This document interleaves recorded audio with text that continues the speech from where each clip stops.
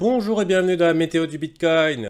Et la prescription du jour, c'est comme hier. Vous pouvez rentrer chez vous. Il se passe rien, il s'est rien passé, ça continue à faire pareil. On a toujours des impressions de consolidation extrême. Je crois que le niveau historique de volatilité est ultra baissier. Euh, c'est Bevol East, je crois.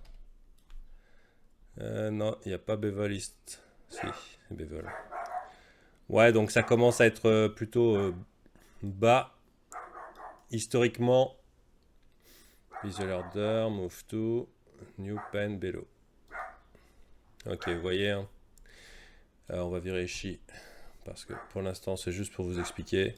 Donc comme hier, ça veut dire qu'il ne se passe rien, volatilité extrêmement basse. On arrive bien sûr à des points majeurs par rapport à l'historique bas.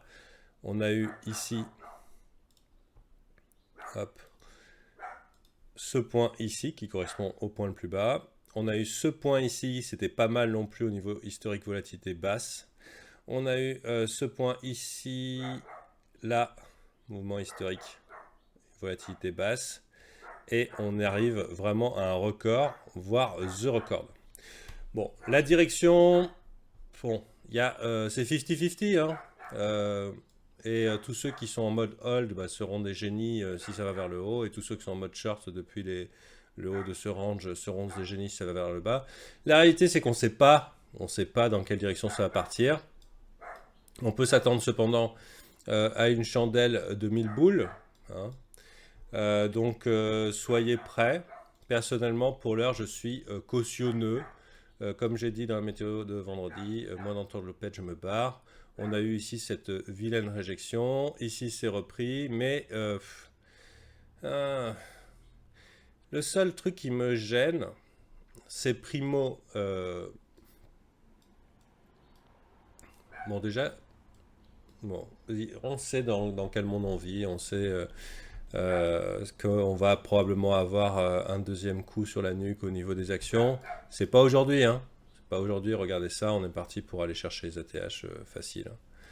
Enfin facile, j'en sais rien si c'est facile, mais en tout cas, ici ça fait un genre de bull flag, A, B, C, D, on va certainement dépasser les tops ici, alors que les gens sont inquiets, bon, a priori le marché va continuer de les pumper. Donc ça c'est pour les indices, où on voit une corrélation avec le Bitcoin. Cependant, si on regardait l'or, on voit l'or qui monte aussi, c'est pas vraiment très encourageant pour les assets à risque, et on a l'oil qui descend. C'est pas non plus encourageant. Il est remonté, donc il a refait tout le travail. La question c'est si l'œil nous fait un double top, là vraiment il faudra lever les bras en l'air et vraiment être prudent. Pour l'heure, il ne s'est rien passé, il va rien se passer. Et tandis que le marché est compressé à l'extrême, les alts en profitent. Cela dit, je ne pense pas que ce soit bon pour les alts une chandelle de 1000 boules, quelle que soit la direction. Que ce soit vers le haut, elles vont se faire crush contre le BTC. Si ce soit vers le bas, elles vont se faire crush contre le BTC et l'USD. La bonne solution dans ces raisons, dans ces conditions, c'est d'avoir un peu de poudre ou alors d'attendre une confirmation un petit peu plus forte. On a remarqué que ça montait lentement et quand ça descendait, ça rejetait assez violemment. Personnellement, c'est le genre de marché où je préfère laisser les big boys décider pour moi. Rentrer un petit peu plus sur le tard avec un petit peu plus de confirmation. On est au cœur du range. J'ai perdu un petit peu de sous. J'avais gagné pas mal de sous cette semaine que j'ai reperdu en week-end avec la volatilité d'enfer et un peu d'overtrading. C'est des choses qui arrivent. On ne me reprendra pas deux fois. On est au cœur du range. Au cœur du range, c'est pas la meilleure position. La meilleure position, c'est essayer de prendre position sur les extrêmes en essayant d'inverser. Tu vois, pour l'instant, rien ne dit qu'on va sortir d'ici de 10 500. Si on pousse ici, ok, on pourra éventuellement rabattre le prix par là. Si on pousse ici, on va rabattre le prix par là. Mais on a quand même pas mal de touchettes au niveau de 9000. Ici, ça a été chaud. Je ne vous cache pas que si on avait perdu ici en 4 heures, ça a été défendu, mais alors à la dernière minute. Hein. En 4 heures, si on avait perdu le niveau là, c'était globalement ça puait du cul. Donc pour l'instant, moi je vois bien un petit rallye arriver. On a de la liquidité sur le haut, hein, elle est claire. On voit facile, pourquoi pas aller chercher les 9006. Mais on voit aussi que les gens sont particulièrement longs au niveau des open interest et que je ne serais pas étonné que ça aille chasser vers le bas et que la direction la plus évidente, ce soit vers le bas. Au grand désespoir de tous, hein, que les noobs du halving, ceux qui sont venus un petit peu par l'opportunité de le halving et que ça a été annoncé dans tous les journaux, etc., rendent un petit peu l'argent.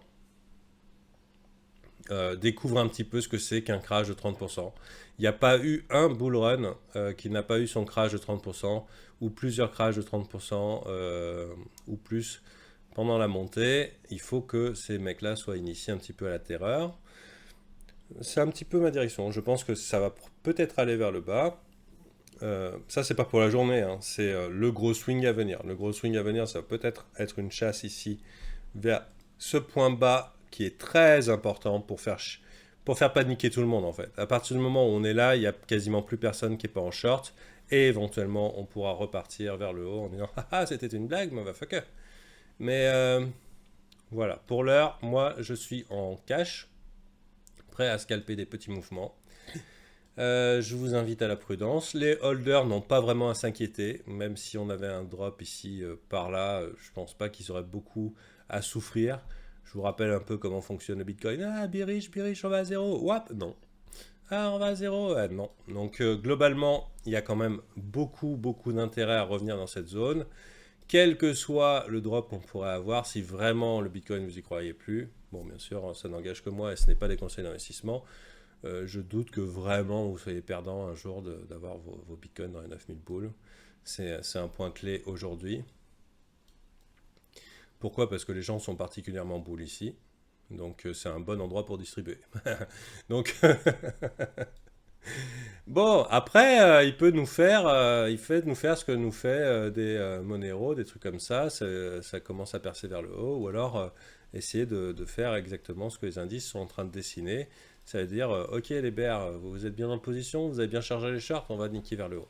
Mais quelque chose me dit qu'on a une ou plusieurs bear whales, donc des grosses baleines bearish, qui ont pris le contrôle ici. On a le problème de ces stables, ces réjections violentes, avec agression de marché. Vous voyez ces tailles de chandelle là? Ça, c'est quelqu'un qui pousse le marché de manière artificielle parce qu'il a du supply et qui veut essayer d'user un petit peu les acheteurs au fur et à mesure, ça capture des acheteurs coincés.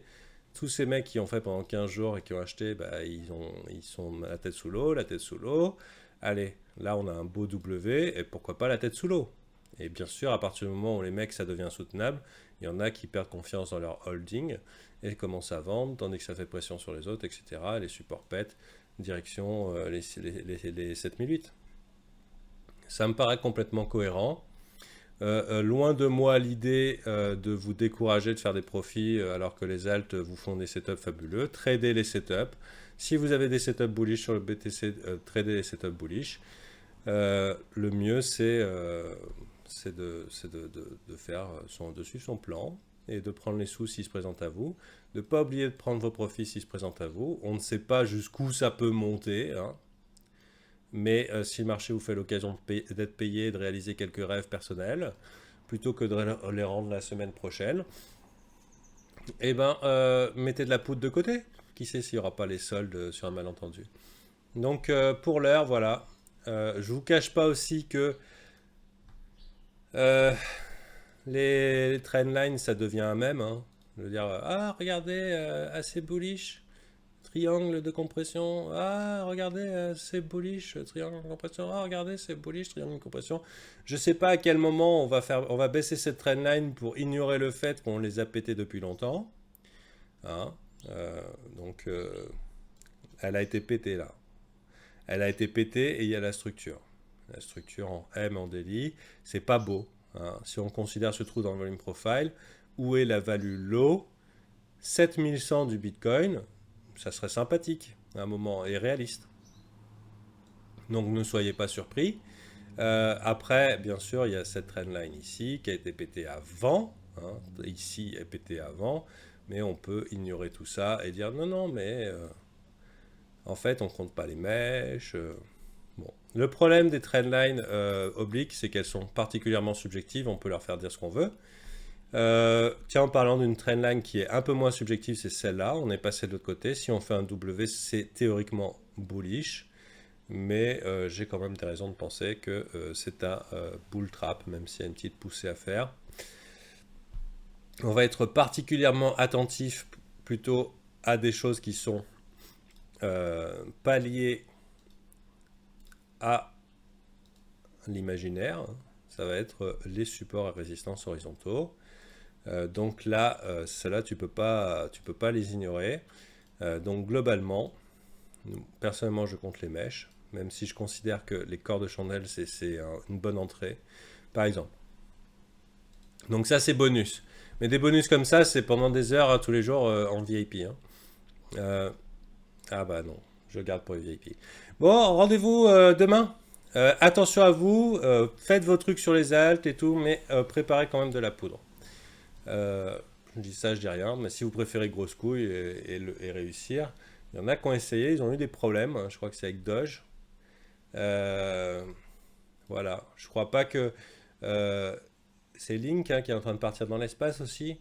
Lui, il est dans un scénario buy the dip, buy the fucking dip. Donc peut-être pas acheter la ligne verticale, mais le retracement. Et voilà, faites attention à vous. Le but, c'est vraiment de survivre.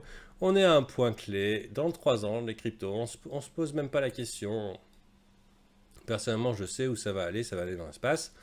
Mais après des bons profits, c'est très souvent que le marché essaye d'en récupérer un petit peu. Allez, bonne journée à vous.